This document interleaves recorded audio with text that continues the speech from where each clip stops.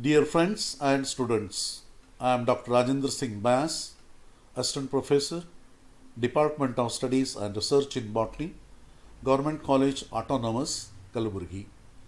Today I am dealing with the topic Vernalization.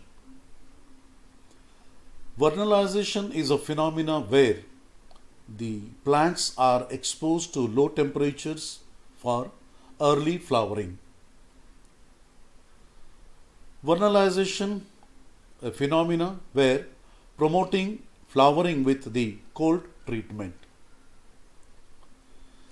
Vernalization is a process where flowering is promoted or enhanced by the exposure of the plants to the low temperatures or cold treatment. Maybe the plants or even the seeds. Dry seeds do not respond to the cold treatment. Generally, vernalization enhances the early flowering by reducing its vegetative period. And this vernalization is also called as aerovization. Without cold treatment, plants that require vernalization show delayed flowering or remain vegetative. Generally, the plants where vernalization is required needed, and if they are not exposed to the low temperatures or the cold treatments, they remain only in the vegetative phase without flowering. So in many cases, these plants grow as rosettes with no elongation of the stem. Another phenomena where if the plants are not exposed to the cold treatments, the growth remains stunted in the form of the rosettes without elongation of the stems. You can see in this figure on the left hand side, there is a plant where the stem is stunted, where all the leaves they are found very close to each other forming a rosette. Whereas on the other hand, right hand side, the same plant when it is treated with the low temperature, there is elongation of this stem, the leaves are at a distance, and also it facilitates early flowering. Now, history of vernalization. The phenomena of vernalization was noticed by Clippart in 1857 when he was working with the winter wheat and spring wheat. Generally, he noticed that the plants, wheat plants, were not flowering earlier and they could flower only after the cold treatment. Lesenko, in the year 1938, he used the term vernalization for the first time for this cold treatment or low temperature of the plants for promoting early flowering in plants. Chord in 1960 defined vernalization as acquisition or acceleration of the ability to flower by a chilling treatment or the cold treatment or the low temperature treatment. For vernalization, the seeds are allowed to germinate for some time and then are given cold treatment ranging from 0 degrees Celsius to 5 degrees Celsius. As we have already mentioned that dry seeds cannot be exposed to cold treatment, they do not respond to this one, and therefore the seeds, germinated seeds, are exposed to the low temperature. The period of cold treatment varies from a few days to many weeks. That depends on the size, the type of the seeds, the seed coats, their hardness. There are many factors which determine the amount of or the length of cold treatment. After the cold treatment, the seeds are allowed to dry for some time and then they are sown. Vernalization prepares the plant for flowering. As already it is mentioned that vernalization is an important phenomena process where the low temperature treatment to the plants enhances early flowering. The cold stimulus usually perceived by the apical meristems. So generally the cold treatment, which part of the plant receives or perceives this cold treatment or low temperature treatment, it is in the apical meristems. But not only the apical meristems, but in some species, all dividing cells, that is the meristematic tissues of roots and leaves, may be potential sites of vernalization.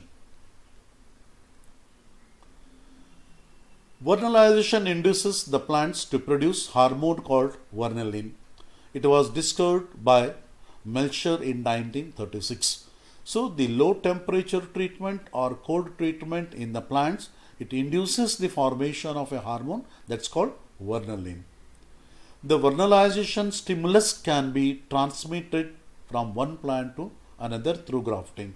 So when there is a plant already which is being treated with the low temperature or cold temperature, and part of that can be grafted with other unvernalized plant, so that this stimulus can be effected in the non-vernalized plant, where it can also undergo the vernalization and reduces its vegetative period, and there will be early flowering.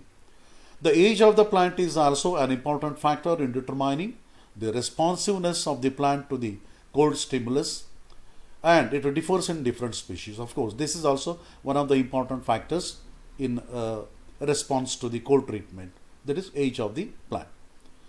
The suitable temperature for vernalization ranges between 1 to 6 degrees Celsius. At higher temperatures, that is beyond 6 degrees Celsius, from 7 degrees Celsius onwards, the response of the plant is decreased. It goes on reducing. A temperature of about 12 to 14 degrees Celsius is most ineffective in vernalization of the plant. Vernalization is a process where it is aerobic and it requires metabolic energy, that is ATPs. In the absence of oxygen, cold treatment becomes completely inefficient, as it is mentioned that the vernalization is an aerobic process where it requires oxygen. It not only requires oxygen but also needs sufficient amount of water also.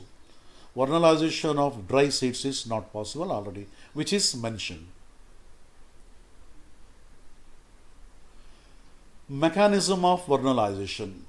Now, in order to support the process, the phenomena of vernalization, there are two theories. One is phasic development theory and the second one is hormonal theories.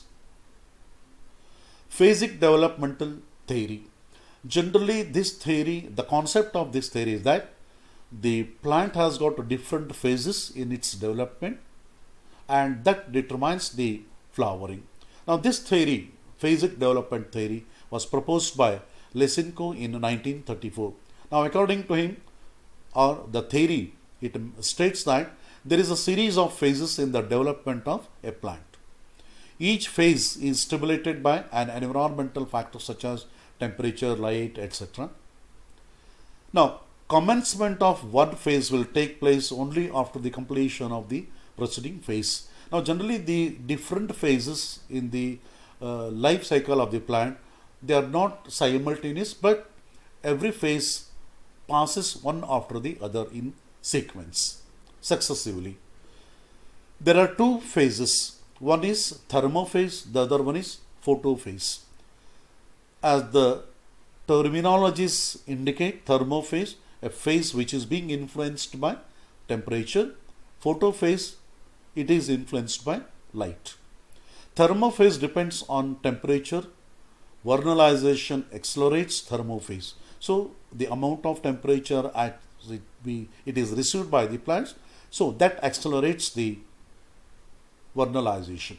Thermophase should be followed by photophase, which requires light. Now, both these are essential, and that too in sequence, one after the other. Now, coming to hormonal theories. Melcher in 1939, he could state, or he proposed the hormonal theory.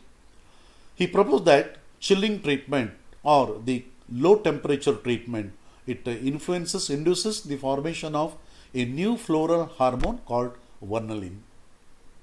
This hormone is transmitted to other parts of the plant. Generally, the hormones are produced in very low concentrations at specific sites in the plant, and they are being transported from the site of their synthesis to the site of their action, where they exert their effect.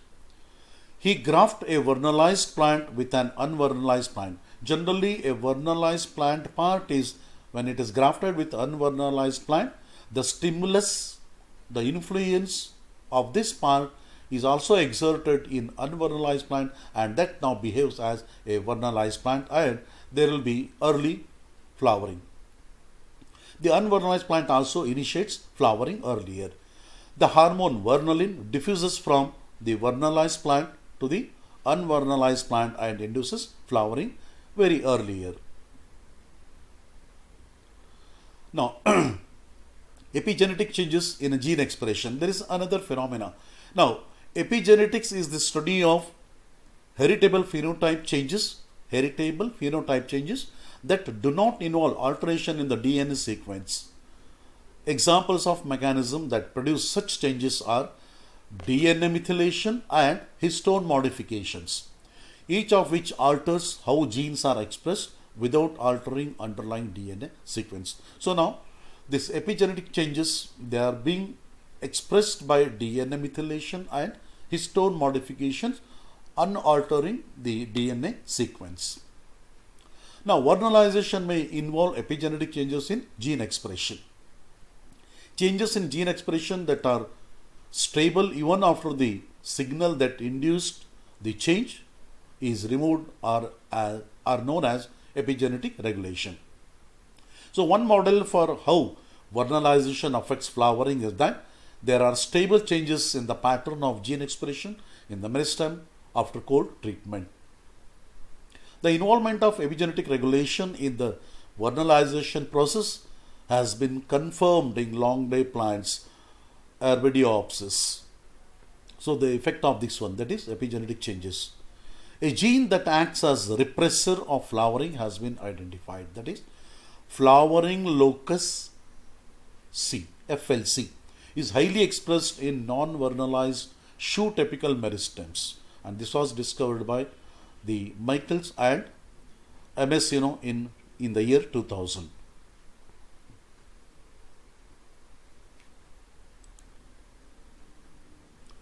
You can see here gene expression, winter annual after 40 days of cold treatment. This is the one where it is being exposed to the cold treatment, where the vernalization phenomena has taken place, and there is elongation of the shoot and the leaves are at distant nodal regions.